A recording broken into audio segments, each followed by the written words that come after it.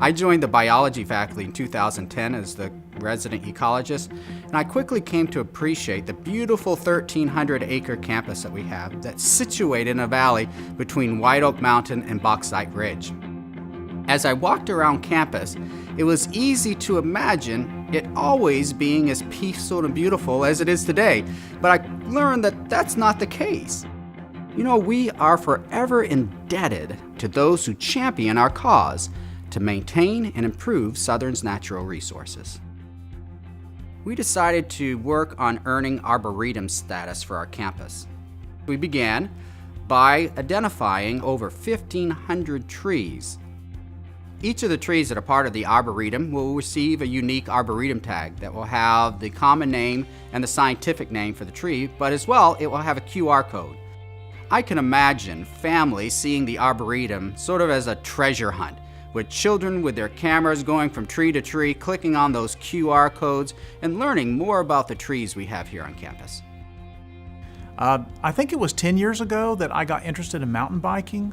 A good friend of mine insisted that I should mountain bike. The first time I went out, it was what we called the biology trails, and they were not developed as mountain biking trails. So they were steep, they were somewhat eroded, there was roots and rocks, and I went over the handlebar 2 times that first night on a mountain bike. But I came back. In my mind, the greening of campus is not just how we lay out buildings sort of in that academic corridor, but also providing spaces for students to go to. It's almost a retreat or a sanctuary. I mean, students can, within 5 minutes of being in an academic building, they can be in an area of the forest that is quiet, where they can either have a spiritual retreat or just to get away from the madness. I really think it's important that Southern has opened their arms for community members to use these trail assets. People are coming to our campus that would not come to our campus for any other reason. In 2016, Southern opened a new 2-mile trail on Bauxite Ridge.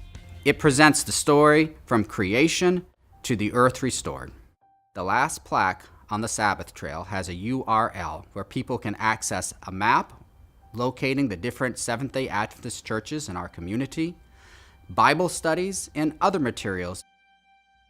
So the last time I was on the Sabbath Trail, it was completely finished and they had all the markers up, and I was really encouraged that there was a group of young people. They looked like they were college-age people, but they were stopping and reading every marker and every Bible verse and trying to learn more about the history of the Sabbath. I've seen students step off from the promenade and enter the prayer garden, a place of relative seclusion, where they can stop and unload their burdens that they're carrying that day, and stop and intentionally spend a few moments reconnecting with their Creator.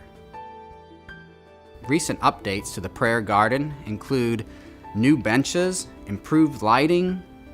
It shows that Southern really is intentional about connecting students to their Creator.